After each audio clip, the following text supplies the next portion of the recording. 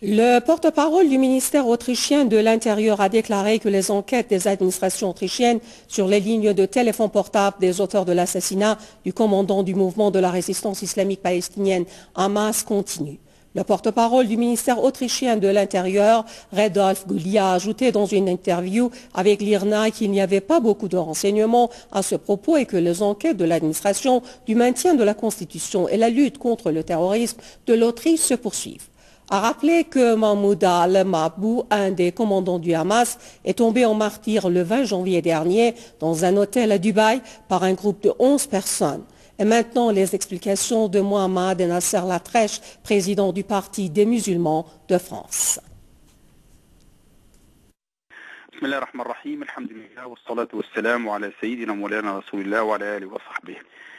Il est regrettable que l'émirat de Dubaï, qui est un émirat qui pourtant respecte le droit international, on lui demande lui-même d'établir si véritablement il s'agit d'agents du Mossad. Mais comment voulez-vous établir que ce sont des agents du Mossad, puisque le principe même du Mossad est de fonctionner que sur la falsification, sur l'utilisation de faux documents, sur des méthodes qui sont des méthodes inacceptables dans la communauté internationale. Et je crois que la signature elle-même de cet acte n'a pas besoin d'être certifiée par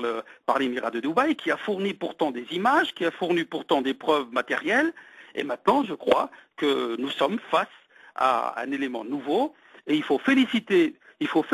Dubaï d'avoir eu la rapidité de réaction, le courage de dénoncer cela. Et j'espère que des mesures seront prises et que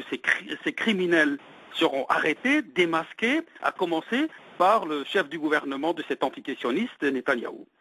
Nous avons un État qui se dit être membre de l'Organisation des Nations Unies et un État qui se dit être, je dis bien État puisqu'il s'appelle État d'Israël, et qui se dit être le seul pays démocratique et l'État de droit dans la région du Proche-Orient, et qui recourt à des pratiques barbares avec de l'espionnage, de la falsification, l'utilisation de passeports de pays souverains, dont notre pays, la France, et qui même maintenant dénigre à ce point les autres puissances occidentales, et qui maintenant met à nu aussi une pratique qui est une pratique dont